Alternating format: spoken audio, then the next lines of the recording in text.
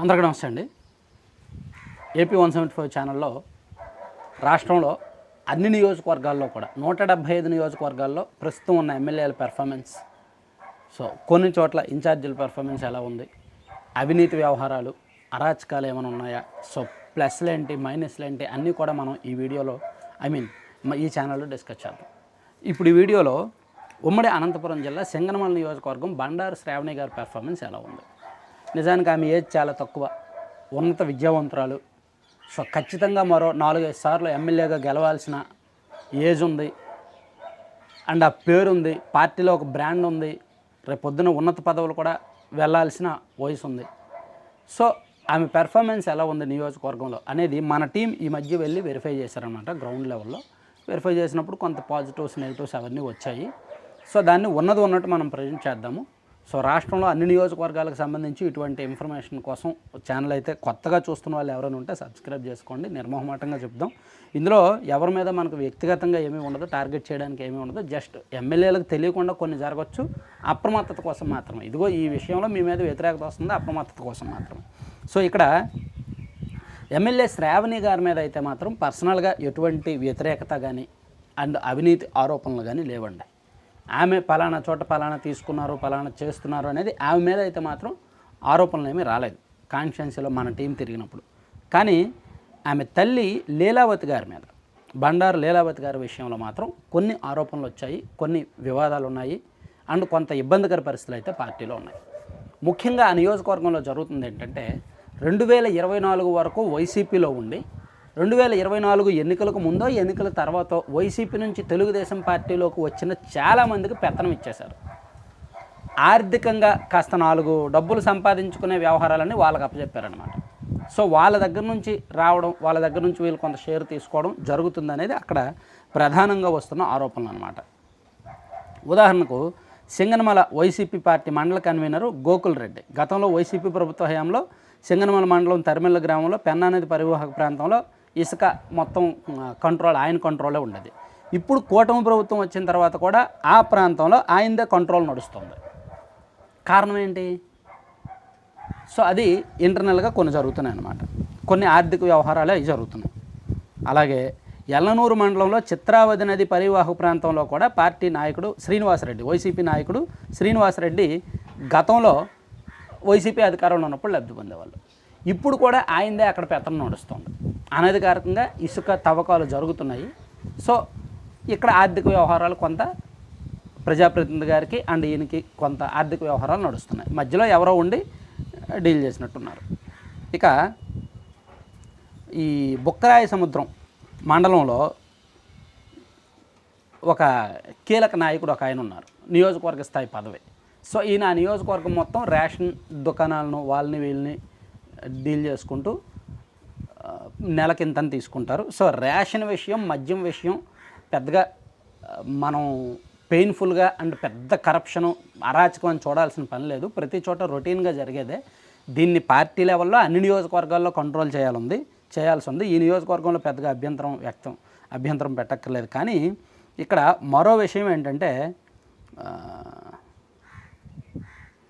గతంలో వైసీపీ ఎంపీపీగా బుక్కరాయ సముద్రం వైసీపీ ఎంపీపీగా ఉన్నారు. 2024 అసెంబ్లీ ఎన్నికలకు ముందు టీడీపీలో జాయిన్ అయ్యారు.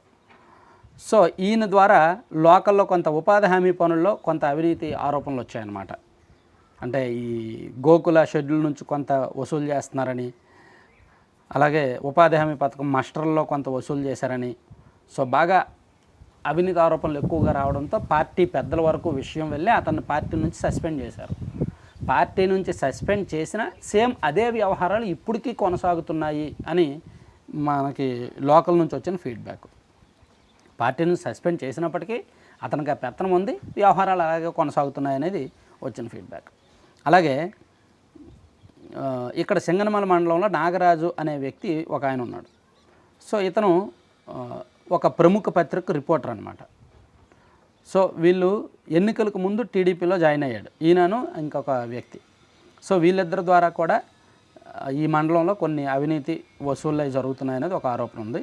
అలాగే నియోజకవర్గంలో నామినేటెడ్ పదవుల విషయంలో, అలాగే కొన్ని పోస్టింగ్ల విషయంలో అండ్ కొన్ని బదిలీల విషయంలో అండ్ చిన్న చిన్న పోస్టులు ఫీల్డ్ అసిస్టెంట్, అంగన్వాడీ అండ్ చిన్న చిన్న పోస్టుల విషయంలో కూడా డబ్బులు వసూలు చేశారనే ఆరోపణలు అయితే ఉన్నాయి.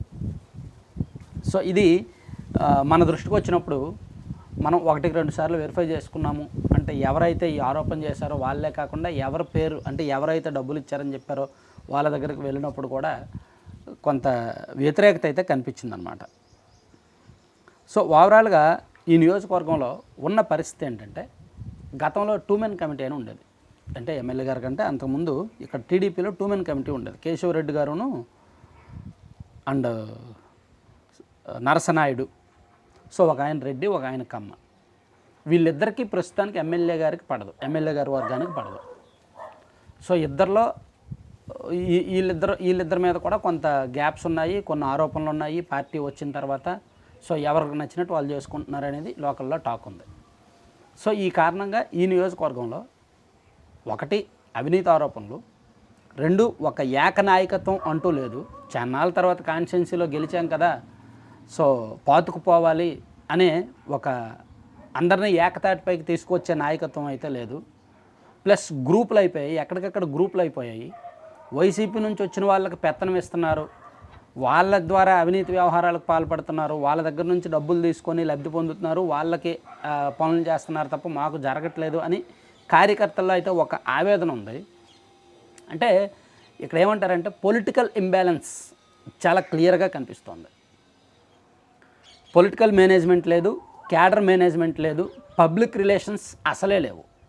ఎమ్మెల్యేలకు ఉండాల్సినవి ఈ 3: political management, cadre management, public relations. ఈ 3 కూడా అసలు లేవు. ఏదో ఓన్లీ సోషల్ మీడియా వరకు కాస్త హైప్ ఉంది అండ్ పార్టీ పరంగా ఒక రకంగా హైప్ ఉంది అంతే తప్ప గ్రౌండ్ లెవెల్లో ఒక ఎమ్మెల్యేగా స్థిరమైన ముద్ర వేయాలంటే, మళ్ళీ మళ్ళీ గెలవాలి అంటే ఎటువంటి రాజకీయ పునాదులు పడాలి అనేది అయితే మాత్రం ఈ నియోజకవర్గంలో మన టీంకి కనిపించలేదు. పైగా ఈ చిల్లర అవినీతి ఆరోపణలు సంబంధం ఉన్నా లేకపోయినా మేబీ వాళ్ళు ఇవన్నీ అబద్ధం అని ఖండించవచ్చు. ఎందుకంటే నేరుగా వాళ్ళు డబ్బులు తీసుకున్నది ఎవరు చూడరు. ఇటువంటి అవినీతి అన్నీ కూడా సాధారణంగా ప్రతి ఎమ్మెల్యేల మీద వచ్చేదే. సో వాళ్ళు ఖచ్చితంగా తీసుకున్నారని చెప్పలేము, తీసుకోలేదని చెప్పలేము. కానీ ఇవి చాలా దాబానంలో వ్యాపిస్తాయన్నమాట. అంటే ఈ రాజకీయ నాయకుల మీద వదంతులు, పుకార్లు వ్యాపించడం చాలా సులువు. వాళ్ళు రూపాయి తిన్నా 10 రూపాయలు తిన్నారని చెప్పుకోవడం చాలా సులువు. కానీ అలా రాకుండా చేయడం, ఆ ట్రాన్స్పరెన్సీ మెయింటైన్ చేయడం ఇష్టం. ఈ నియోజకవర్గంలో జరగాలి, అది మిస్ అయింది. సో అందుకే బహుశా బండారు శ్రావణ్ గారికి భవిష్యత్తు అయితే కష్టమే, రాజకీయ భవిష్యత్తు అయితే. ఇప్పుడున్న ఆమె పెర్ఫార్మెన్స్ని చూసుకుంటే మాత్రం రాజకీయ భవిష్యత్తు కష్టమే. కాన్స్టిట్యున్సీలో మంచి పేరు లేదు, పార్టీలో కూడా ఈవెన్ మంచి పేరు లేనట్టుంది. సో అది మనకి ప్రస్తుతం ఉన్న రిపోర్ట్ అనమాట. సో ఓవరాల్గా చూసుకుంటే ఇక్కడ ఈమె పెర్ఫార్మెన్స్ 3 out of 10 అని చెప్పుకోవచ్చు. Thank you.